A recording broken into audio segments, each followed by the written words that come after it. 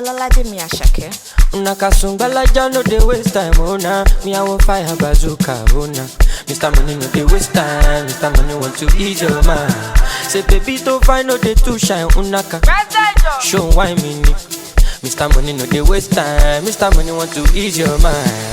Hello, you carry back a lot of filo. I'ma check a phone, no go dey ghost to. Ready to pay what 10 kilo. Kumatingaza, Shina sa inyo falapa.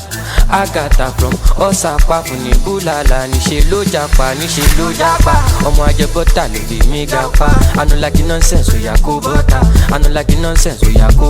Bota. Nishe lo japa. Omo aje bota lo bi mi gapa. I no like the nonsense, so ya ko bota. Bota. Sunga la ja sunga la ja sunga olo sunga la ja. My name is Rahman. I'm moderating today's panel. The topic is collaboration for innovation, the power of working together in the African community. Doing the event so far, brought to you by Tech Connect Africa first time in Kigali, so this is amazing. I'd like to call our lovely panelists up to their seats. Panelists, yes, come sit.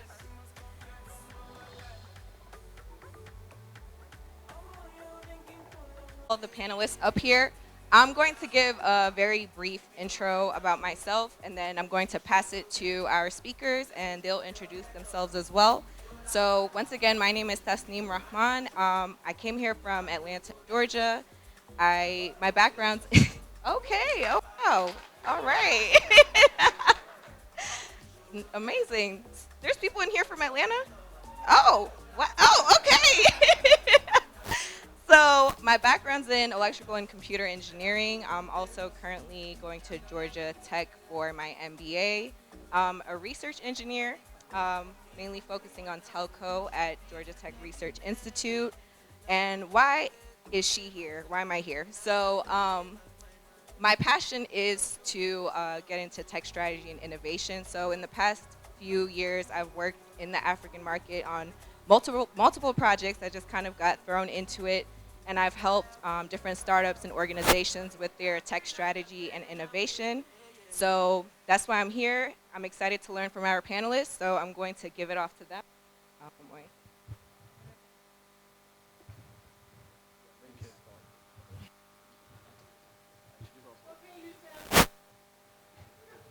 All right, guys. Good evening, everybody. My name is Yusuf Mwadi. I'm a tech entrepreneur here in Kigali. I'm the co-founder of a startup called Bag and founder of a startup community called Startups in Rwanda.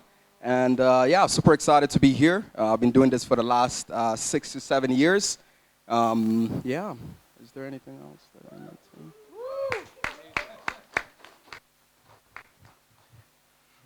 to? Good evening, everyone. So my name is Joshua. I'm British, Nigerian, based in the UK. Been coming back and forth to Rwanda for the last 15 years. I work for a company in the UK called Do It Now, where I work as a creative and digital skills developer. But I've done a lot of work with my good friend here, Yusuf, working with lots of startups and collaborating with people that want to take their businesses to the next level. So that's who I am, and I'll pass it on to the lady tomorrow. Thank you. Hi, everyone. Welcome to Rwanda, for the people who are not from Rwanda. My name is Tessie from Rwanda. I'm the managing director of Kigali Innovation City. So we're building a technology park here in Rwanda. It's about 20 minutes away from here. And also oversee a couple of innovation ecosystem activities. There's a fund, there's a competition called Hunger Pitch Fest that we also run with the Ministry of ICT. And yeah, and a couple of other initiatives to nurture the startup ecosystem. Thank you for having us and organizing this. Hi, everyone. My name is Amoy Henry. I'm visiting Rwanda as well. I currently live in London, UK, well, between London and Accra. Anybody from Accra in the house? Woo! Okay, shout out to y'all, shout out to y'all. And originally from Canada, because that's why I have this accent, but I'm actually an early stage investor. And I have also co-founded a market research firm called Pitch Better Africa. So we do market research on opportunities and gaps in the ecosystem.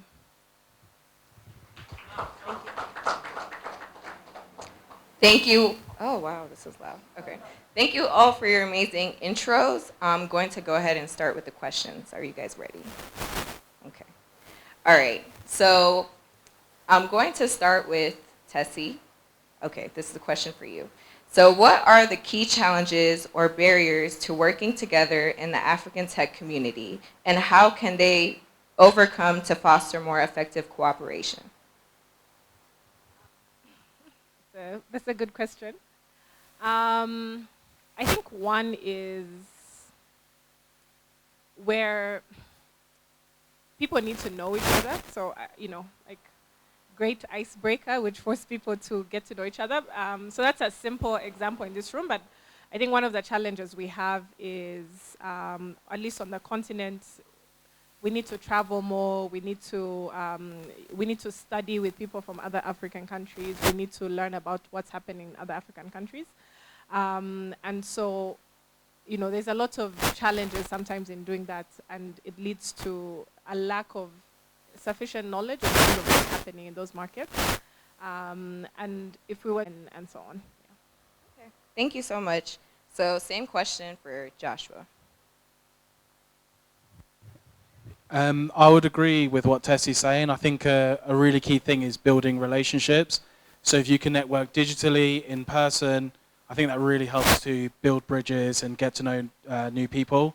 Fortunately, I've been coming back and forth for a long time now, so I know quite a lot of people. But I just think being open to meet new people, ask what they're doing, see if there's any synergy or ways that you can collaborate really does help to build bridges. So I know Rwanda's quite an introverted country in Africa, but Rwandans are pretty friendly. So if you just go up to them and speak, they're very friendly people. So I'll just encourage speaking to people, being curious, and see how you can collaborate.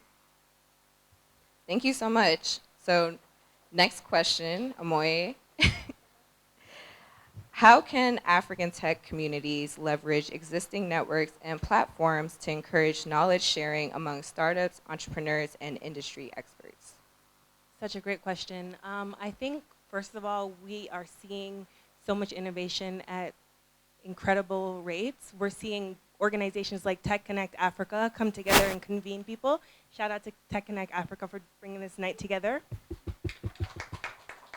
And I think documentation, continuing to tell the stories and share the narratives from African founders, from African investors in sort of our voices, not necessarily told about us, but for us, from us is key. And I think building bridges across, as my lovely panelists to the left mentioned, building bridges across the continent and finding ways to leverage what we have that works in this region and see how it could possibly work in other regions. One last thing I would add is involving sort of the government and finding a way to leverage kind of policy and advocacy to drive change. Yeah, policy and advocacy is definitely important. So same question for Yusuf. Yeah, I'll repeat it.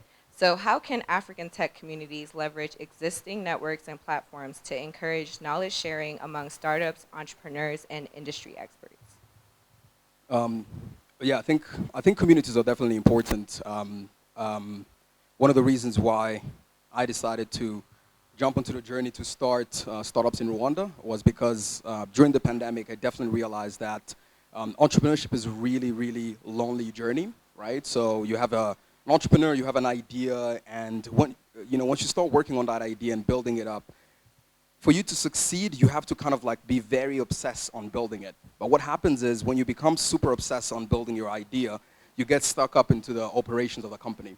So you forget to network with other people, you forget to talk to other entrepreneurs and understand how is the ecosystem working. You don't know where the opportunities are. So basically, you end up feeling lonely, right? So basically, during the pandemic, so you're stuck at home and you just finished working on your idea or you're stuck on something, but you don't know how to, where to find people to talk to, right? Hey, I'm struggling with this, retaining team members or finding investment opportunities. So I believe communities play a very key role because, entrepreneurs, I always say this with a lot of my friends who are founders, we always say that every single founder needs to be hanging out with other founders, with other people who are building stuff. It doesn't matter if it's in your market, in other markets, but those are the people you should be spending time with because those are the people who understand your journey and who you can share tips with and you can continue building, great things together, right? We've seen that in bigger markets, some of the best companies in the world have been founded because you had a friend who was smart at doing something and then you were able to add on something else and you created a company together. So I believe communities are very important. It's important that we come to these kind of events, get to know each other. What are you building? Even if you're in the government sector. Whenever I come to some of these events, my goal is always sometimes to try and poach people from where they're working. So if you're working in government, I'm either going to try to get you on my board or I'm going to try to get you as as an investor. I'm going to try to get you as a team member. And I always tell you, hey, I'm not going to give you all the money you're getting, but I promise it's going to be a fun journey. So, so if we really focus on building communities and make sure that people are meeting every day, and we do this every 3 months now, where we just gather entrepreneurs, and the goal is very simple: no panel discussion, and the goal is just to network and get to know each other, so we can feel like, okay, this entrepreneurship thing is not really hard, or it's not really foreign, right? It's something, I know a neighbor who's doing it, I know a friend who's doing it, and they're okay, right? It's not that big of a deal. So yeah, so I do believe that communities play a very key role in building ecosystems. Thank you so much. So if you work in tech and you're in Kigali and you're looking for a job, Yusuf's your man.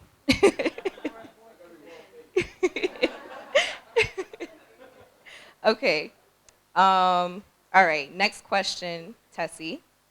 What are some strategies for promoting cooperation between startups and investors in the African tech ecosystem? And how can these partnerships fuel innovation and growth? I think we should ask the investors in the room. Yeah, that's a good question. I think the first one should actually, maybe just to build off what Yusuf was saying, is also the startup to startup collaboration. Because you find, so there's what in terms of the community, but also introductions. A lot of investors will say we get our deal pipeline from our existing founders. So I think it also helps when you're able to build those relations, because maybe they've gone before you and they can tell you what they've done, what they've experienced. They can tell you about the investors and the terms and so on. So I think the startup, and then the other one is them also collaborating. Sometimes it's harder to pitch to a corporate, but maybe actually you can work with a startup. I think one thing even startups in Rwanda has done very well is to try and aggregate, like, okay, here are a couple of startups and they're offering this to the community or to corporates.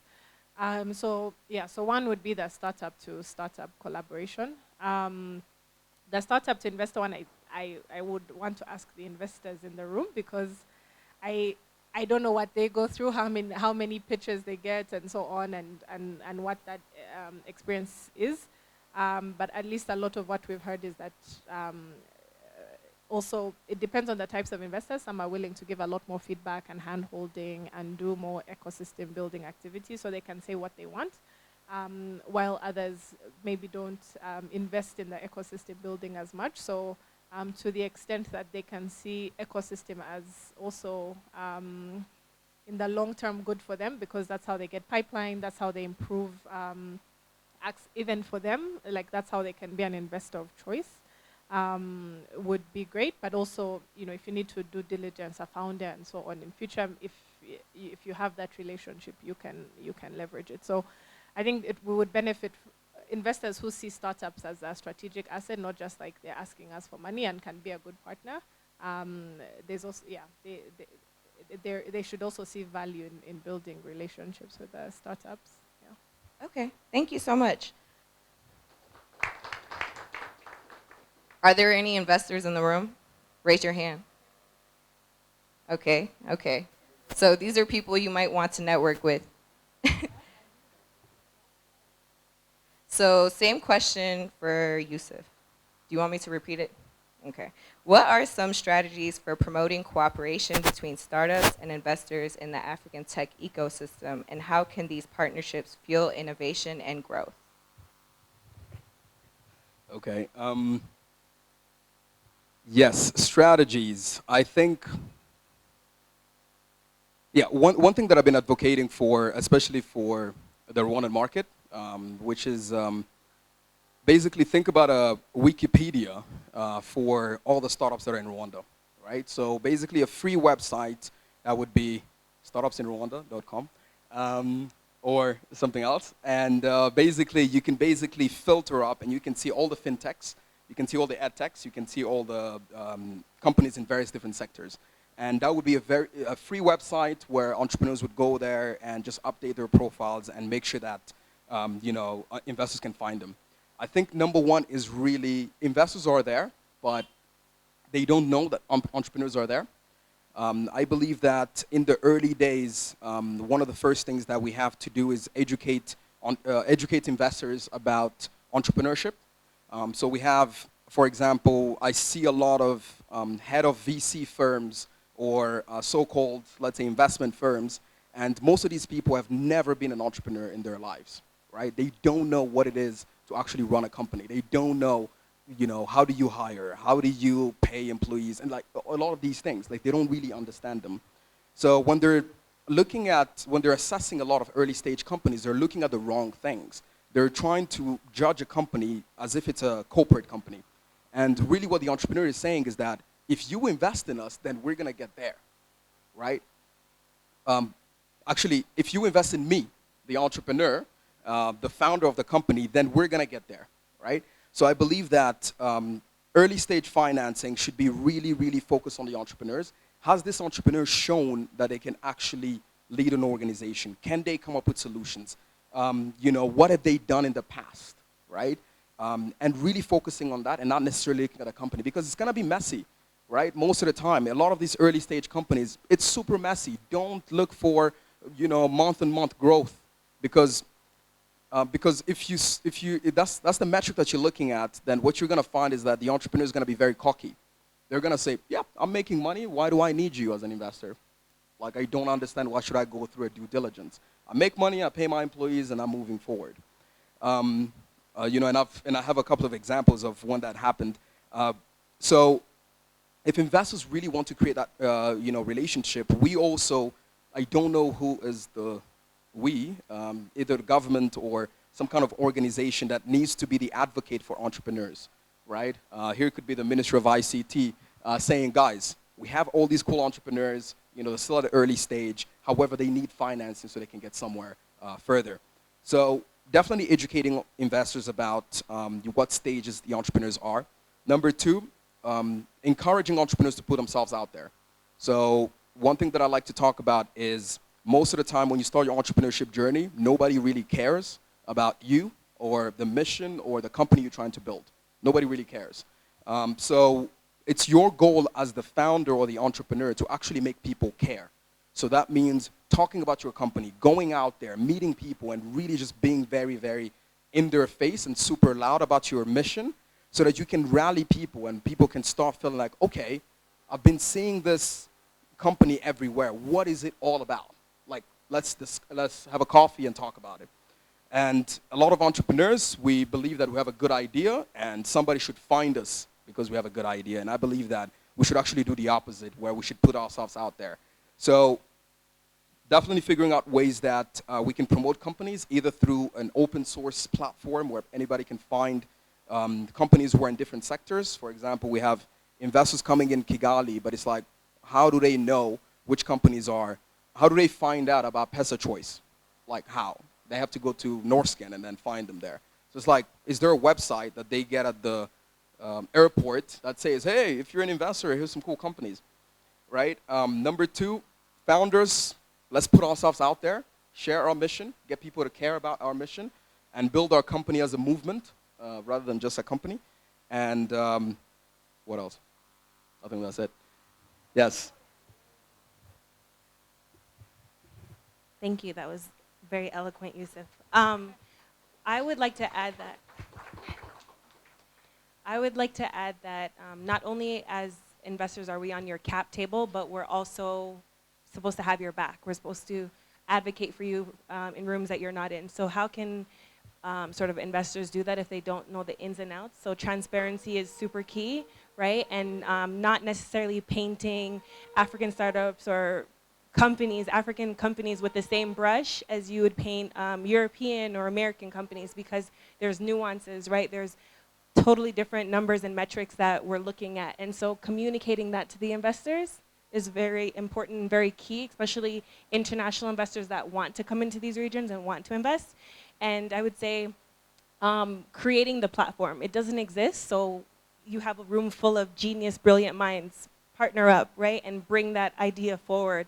Even the idea of finding investors, right? Like, who's doing that data mining to be able to get access to the investors that are interested in the East African ecosystem, right? So just something small to add. Thank you. Thank you so much. Can I just, I think this is a question for the, one thing is that the investors also have, the thing people don't talk about is that there's also, sometimes investors and startups, you also have very different objectives. They obviously also have people to make money for. So like what Yusuf is saying around, you know, you might want to be growing your company at 10% growth because that's what makes sense for you, but the investors want 50% growth, right? So I think also for startups to understand this is what investors want, and then is this actually the type of financing I need given my vision for the company, versus, because there'll always be that tension and you have to manage, and sometimes it's like people aren't aware of what it means to take someone else's money, and that also creates some friction. Yeah. Thank you so much. Very good points. Raise your hand. Oh, wow. Okay. Okay, so definitely network after and talk to these amazing individuals, okay? All right. So for engaging the African diaspora in collaborative initiatives. Ooh, that's a really good question. Okay, so I would say if you build it, they will come, right? Anybody here, outside of the Ghanaians, has anyone here been to Ghana, traveled to, had the opportunity? Awesome, awesome. So we are seeing more and more. You've been to Afro Nation? Oh, some of them, okay. So we have seen like incredible amounts. People who, 10 years ago, they would have never thought they'd be stepping foot. And it's often people that look like us, right, that want to experience this. So I think with initiatives like BAL, right, the Basketball Africa League, and a number of incredible things that are coming out of the continent, diaspora people want to connect. They want to learn what's happening here. I think the vehicles just need to kind of have transparency, as I was mentioning before. They kind of have to seem stable. They have to seem welcoming, right? Which I've had the most welcoming experience in East Africa. And I think there has to be, shared outreach, to like mutual exchange of information, right? There's a huge diaspora community in places like Atlanta, in places like New York, in places like even Brazil, like the largest population of African people outside of Africa is in Brazil. And so what are we doing on the continent to reach out to those networks and build them? And I think I've, in previous life, created an initiative that was very much focused on getting people to leave their home country and go back to their true home, right? And so who is kind of creating those platforms and those gateways for that to happen safely and securely? Thank you so much. So same question for Josh. Just repeat the question, just by Yeah, of course. What are some effective methods for engaging the African diaspora in collaborative initiatives? Oh, the African diaspora. I was going to go from the other perspective, but... You can do both. No, I was thinking, so the company I work for, we've got an initiative called AfriTech XYZ. So we actually have like a pot of money to support companies in Africa. We specifically focus on female entrepreneurs because we saw there was a big disparity between female founders versus male founders. And the thing that attracts us is just hearing like unique stories, knowing that we're going to be coming into a market that is conducive. And what really attracts me to Rwanda, so just a bit of context, my first experience of Africa was Uganda, and I knew nothing about Rwanda. So I came first to Rwanda in 2008, and I didn't know anything about the history. It was just a name to come into for a week to go back to Uganda. So when I came to Rwanda, I was really shocked and surprised by how nice this country was, even back in 2008. So I think the fact that Rwanda had like this very clear vision of like Vision 2020, we're going here, we're doing this, and see the transformation in the last 15 years, I can see now why lots of investors come to this place, because it is a very attractive, clean, beautiful country. And there's, like what's been said in the panel tonight, there's fantastic minds in this country. And I just think with a place like Rwanda, the thing that can attract more diasporans is to keep, Yusuf always says this, but to keep shouting, to keep putting yourself out there, let people know your stories, let people know your history, let people know the future of where you're planning to go, and see if diasporans and people from the West want to jump on board. I think there's a big movement of diasporans from the West, whether that's America, Canada, UK, other parts of Europe, rushing back to Africa. And I think the more that, Rwanda keeps shouting, visit Rwanda, and showing how great this place is, I think that's one of the greatest ways to like strengthen that bridge and facilitate more people coming here to make great things happen. Thank you so much. All right, last question. So this one, we're going to start with Yusuf. How can the larger African tech community support startups to build strong teams and talent to grow more African tech businesses and compete on a global scale? That's a good one.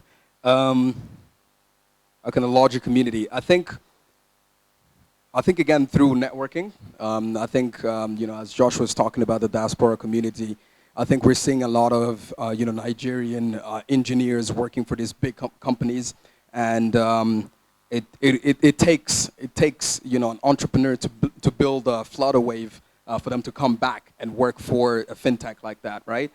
Because they believe that there's true potential and things can actually happen in Africa as well. I think we definitely need to put these people together by creating these, let's say, workshops, mentorship sessions, opportunities that I can have. For example, if I'm in the job tech, HR tech, or ed tech space, I can have somebody who's working at Coursera, who's a Ghanaian developer, who can be like, hey, this is what we've built there, and this is how we can kind of like collaborate and see how we can bring that knowledge to Africa, and we can help build some ed techs in Africa. So how do we start identifying and celebrating, I would say, some of these Africans who are working for big companies abroad that have been successful, to kind of like share their knowledge with other companies that are emerging on the African continent. I think putting these people together, I'm seeing a lot of great companies, for example, Alt School in Nigeria that is doing a great work with that, where basically their goal is to train developers, and what they do is they identify developers who are Africans who work for big companies, who mentor some of the people who are signing up for their programs. And I believe that's a very good opportunity for people to start understanding, for the larger community to start understanding, okay, there are great things happening in Africa, but also an opportunity for African entrepreneurs or innovators to show that, hey, you don't need to stay at Amazon for 20 years. Like, you can come and work for Bag Innovation, and it will be the same experience. So I believe like really creating that room, I think that's really going to help a lot of innovators on the African continent. Thank you so much. I'm always supportive of having more engineers in this world. Next question for Josh. I mean, same question for Josh. Please repeat the question. Yes. How can the larger African tech community support startups to build strong teams and talent to grow more African tech businesses and compete on a global scale? Sure. So I did actually for my thesis. I'm a design and business graduate, and I looked into the situation in Rwanda both like from a primary source perspective and like doing actual research. And I think it's been identified by the Rwandan government here, but there's like a lack of skills. So there's still this bridge between skills needed for the global marketplace. So I think a huge thing is training and really pouring in money into like world-class training facilities, because I think this country has so much potential, but I just think it needs a lot more investment, not only just from the government here, but from startups, from international investors. And I think because it's such a young population here, the possibilities are endless. And even the short stints that I've spent here, I've really taken the time out just to invest and pour into other people, because being back in the UK, I've been quite fortunate to have like real high quality education, training and whatnot. And I've got a really cool case study of someone I've known since he was 5 years old. He's currently studying Europe now, but yeah, I really poured in a lot of time. Yusuf gave him an opportunity at BAG, and he's just gone leaps and bounds as to where he can be. And one thing I do continuously see in this country is the great potential. I just think, yeah, just keep pouring in it, investing in it, and I think great things will come. But I think it's just setting up plenty of opportunities for more mentorship, accelerators, great schools. And I think Rwanda really is heading that direction. You've got Carnegie Mellon University here, and there's African Leadership University, University of Rwanda as well. And yeah, I just think the more people that can know about this place and the potential it can have, and the more money that can come here as well, I just think the possibilities are endless. So I'd say more money, more people on the ground, and more seeing the potential of how great this is.